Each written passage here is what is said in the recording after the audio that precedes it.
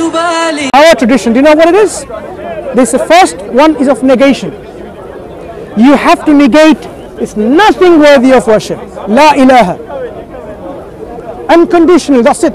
There's nothing worthy of worship. So imagine everything, like nothing. Man, woman, tree, flag, nation, pop star, football star, celebrities, nothing worthy of worship. And then you affirm, but the one and only true God. That's the process of accepting Islam. So there is this role where intellect and the guidance plays hand in hand. No wonder God didn't just leave with our intellect only.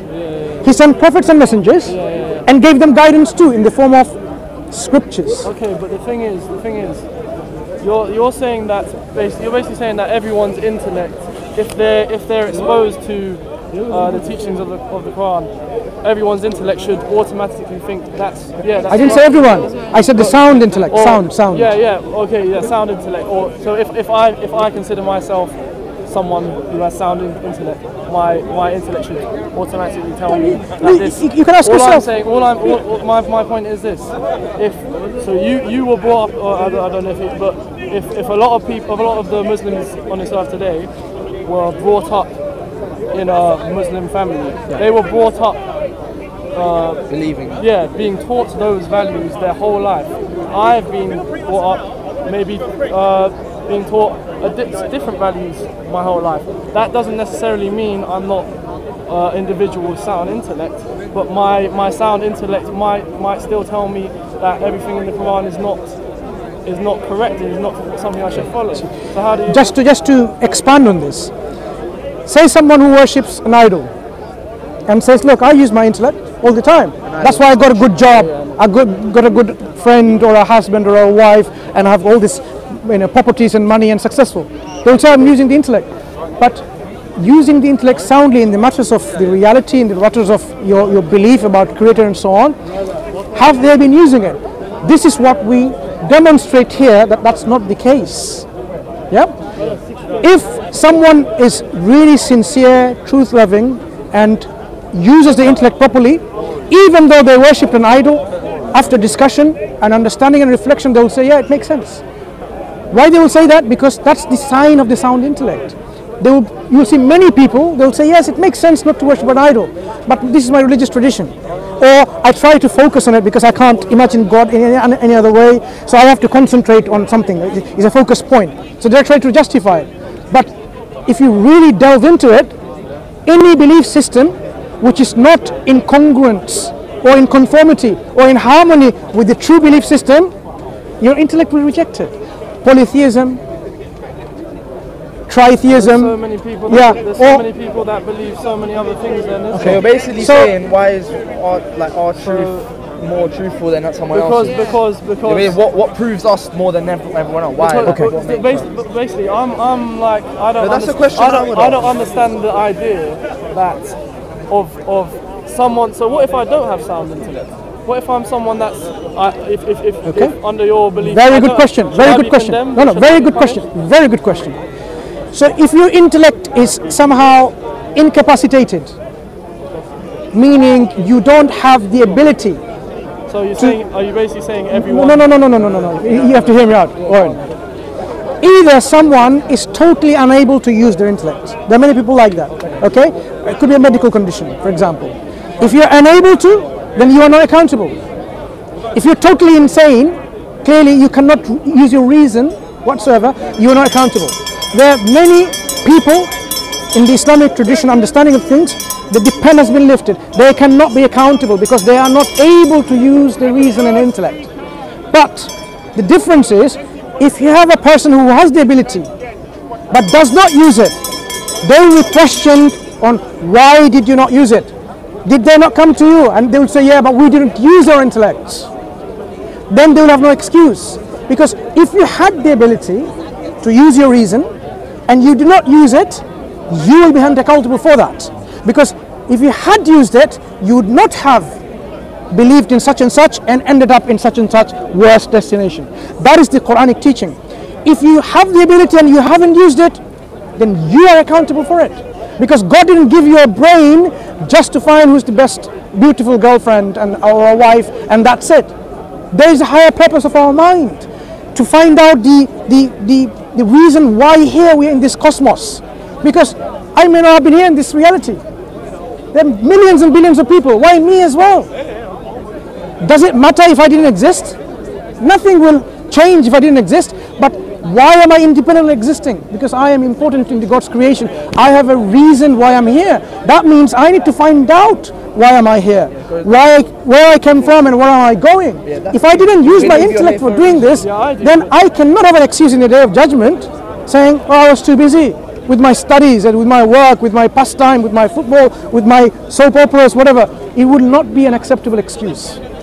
Okay, but the thing is, so if I'm brought up with my father is teaching me this is the way to live your life. This is how people live, and that's based on Christianity, or that's based on nothing. That's just based on his experiences in the world. And then at the age of 30 years old or so, at my age, someone shows me a Quran, and that conflicts.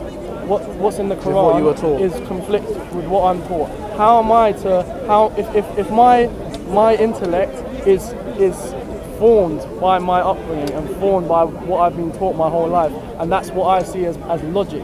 How can I then read the Quran suddenly it's not a sudden process. So it's not a sudden process. That's why the Quran tells us the importance of changing of societies and understanding of how people learn and educate themselves. So Islam has a very much importance on education from the very young, where people are not conditioned to be totally brainwashed and that's it, you can't think. It makes people critical thinkers, and that's why if you look at Islamic tradition in the past, it generated generations of critical thinkers, scientists, social scientists, philosophers, biologists, astronomers, and they contributed to the world knowledge and civilization and technology. I mean, many of the stars' names are given by Islamic civilization astronomers. Why so? Because they didn't just stop there. They used their mind and looked in the horizons and look at the world that God has created. They did not occupy themselves with this small life and let me just go to work and come back to work and Saturday and Sunday just drink myself off and then wake up on Monday and then Monday evening a little bit okay, Tuesday much better, and Friday and like a cycle of slavery and servitude to this machinery of economics. No, Islam encourages people to develop, to grow, to perfect, to uplift their character. That's why one of the reasons the Prophet Muhammad sallallahu alaihi wasallam, the Prophet who brought this Quran, he said he was raised لِأُتِمِّمَ مَكَارِمُ الْأَخْلَاقِ. He was raised to perfect the nobility of character. You see, so you have a noble character. You're not someone born in debt, born doomed to die because someone else did something, but you are then to carry on developing, progressing, and improving yourself. And God tells us about these things that we are saying so common between all the religions, that He says He has guided us and showed us the two ways. Inna hadaynahu sabila imma shakiran wa imma kafura. God says we have shown them, guided them in the two ways, whether they're grateful or ungrateful. Doesn't matter. He's given them two ways. قَدْ أَفْلَحَ مَنْ زَكَّاهَا. Successful are those who purifies it. وَقَدْ خَابَ مَنْ دَسَّاهَا. The ones who are in loss are the ones who obviously has wronged it, totally oppressed it, totally damaged it, and so on. So we have this inbuilt understanding of good and bad already. So your parents, you believe each person has something inside them that will tell them. That's how we are created in our makeup. We are created to understand the good and the bad, the right and the wrong, and God shows additional guidance in the form of maybe in your sleep, maybe in your wakeful state, and then prophets and messengers comes with books and so on to guide you into this total infallible, what we call decisive guidance. Scripture will be the decisive matter. So when the guidance comes to us, we should accept it. That's what the Quran wants us. If you have a sound intellect, your sound intellect will question all the time. Why am I worshipping a tree? Yes, my parents told me, be good but worship a tree. Be kind but worship a tree. You will be in constant dilemma in your mind and your heart. How am I worshiping a tree? It doesn't make sense. It is not infinite. It is not independent. It is not absolute. How can I worship something which doesn't deserve my worship? Yes, I need to be good. I need to be kind. I need to be compassionate. So these kind of things, you have to differentiate between God, because there is two things in brief. The right of God over us and right of everything else that we have over us, or over everything that has over us, we have over them. So we interact with society, everything in society, whether humans, animals, the environments, the air, the water, whatever. We cannot pollute the air or the water or the land or the sea.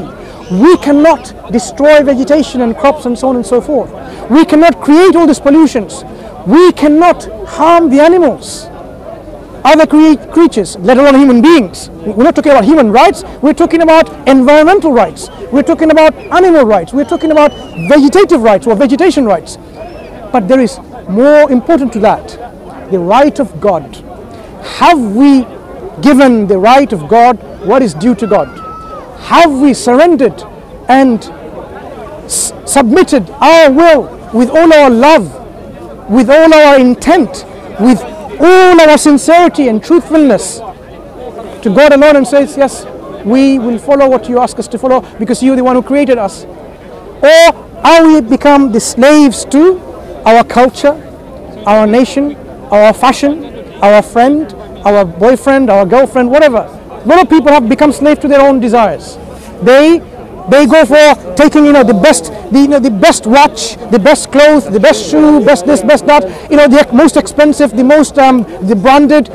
We have become fashioned to this. But all of this tells you there is something within your heart that tells you that there is something called reverence and gratitude and gratefulness and praise and glory that needs to be shifted to somewhere. We are only shifting into our items and celebrities and our friends and our leaders.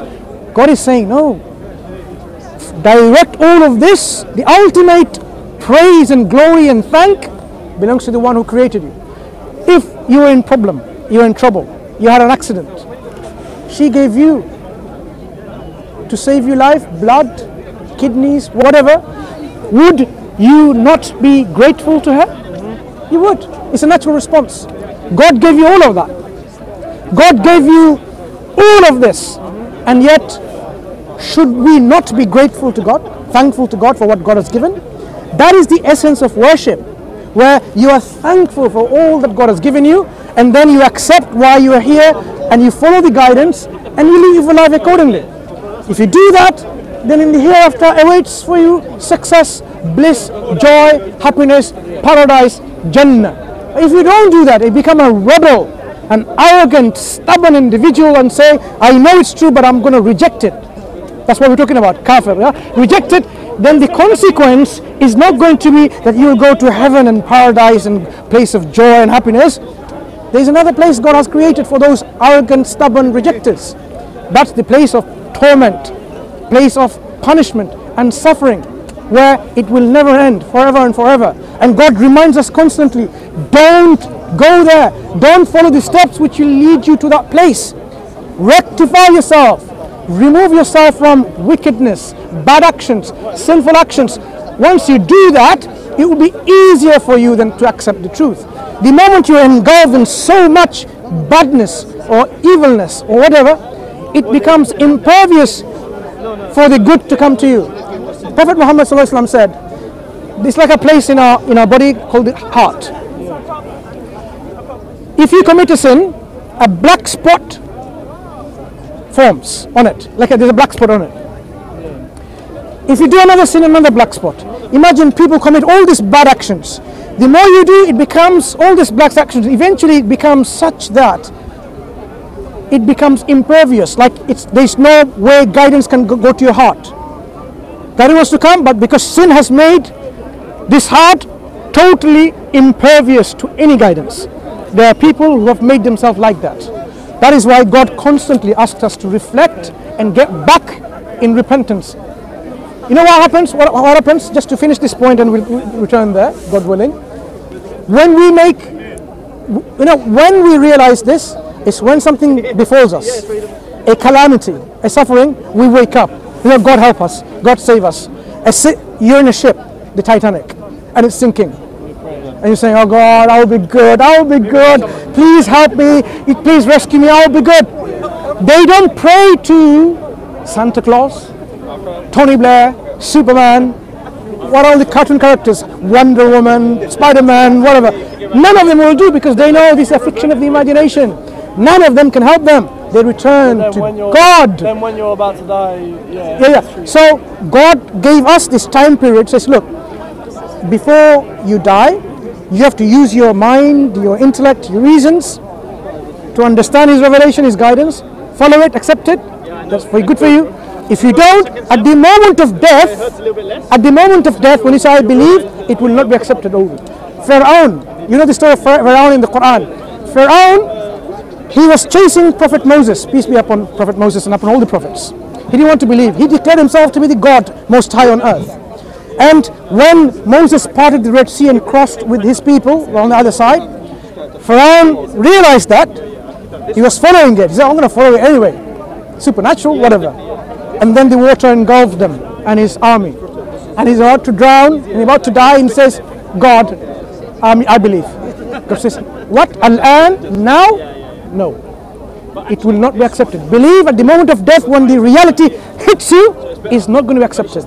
So we have to get ready to wake up to this reality before death comes to us. And death can come to us anytime. There is no guarantee that you will live and I will live for another 40, 50 years. People die when they're young. People just suddenly they die without anything. You didn't have any medical condition, you just dropped dead. So it is very important that we constantly think about death. We remind ourselves about death before you go to sleep, for example, and then that will put you back onto the track and saying, what am I here then? What's my purpose in life? Then you realize that it is important for you to worship God and none else, because that's the only way you can be successful in the hereafter. Okay. So my question is, so you were saying that sin leads to hell, right? No, I was saying God does not punish anyone for someone else's sin. You are not guilty of a crime that you did not commit, and you are not punished for the crime that you did not commit. Okay, so my response then, so the whole point is that sin seems to be a bad thing for God, and that leads to hell. Would you agree with that? It's not a bad thing for God. It's No. What do you mean a bad thing for God? So sin seems to be something that will lead to hell. Or is it a good thing? Okay, let me understand your point. Yeah. We are created for a purpose, and we are given a particular, say, code of life. Do this and don't do this. Let's simplify it. Do's and don'ts. Yeah. Okay?